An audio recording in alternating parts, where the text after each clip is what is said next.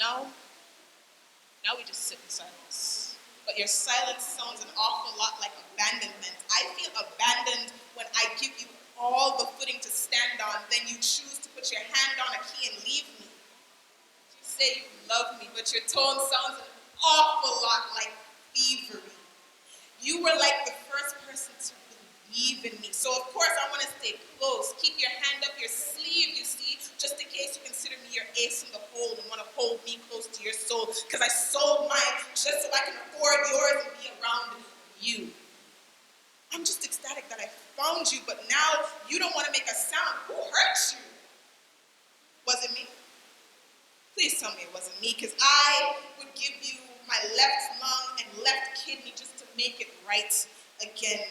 Because your silence sounds like barbed wire chained across my veins. And if I jump from this window, I pray my blood stains, because then and only then can I call it a window. Pain. I didn't know pain till I met you. I took a break from the mundane and went insane with your refrain played over and over and over and over and over again in my brain.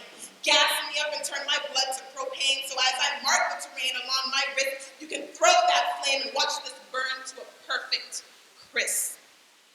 I didn't know silence could make your ears bleed, could make your soul ache. You are guaranteed to make my legs shake, my heart stampede, make these pills take, but you supersede all sense and sensibility that I could ever want to need. The only thing I want or need is you. But you don't want a needy screw, do you? All those quiet thunderstorms linger effortlessly over my head, and I don't want to catch my bed and go to sleep, but all I do is toss and turn in this heap. Toss your turn at this little black sheep, because your loved one's little boat peep kinds of deep, even though you'll never be mine, and the silence will never, ever let me fall asleep.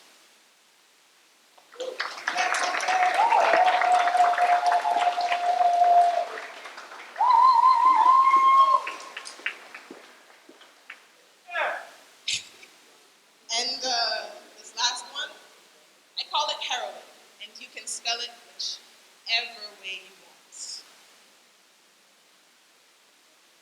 He called me his heroine once, said I saved him and doomed him all in one foul swoop.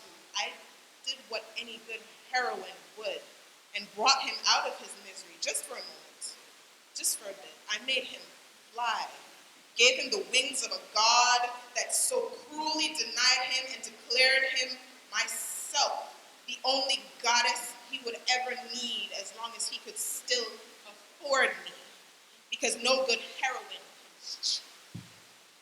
He called me night and day, all day, every day, whenever he needed me, so long as I had time and he had favor. I would flavor his life with my presence, and my essence would linger on his mind until the next time he wanted me, until the next time he just couldn't stand to be away from me, until the next time he begged and he pleaded and knocked down my damn door just to have me. He called me his heroine because I took him away from this hell. I brought him happiness, and everyone could see that. I was his first and only, and it was just like flattery when he called me every other hour just to come find me. He loves me. And like any good heroine, I capitalized on that kind of love. He said I made him feel special.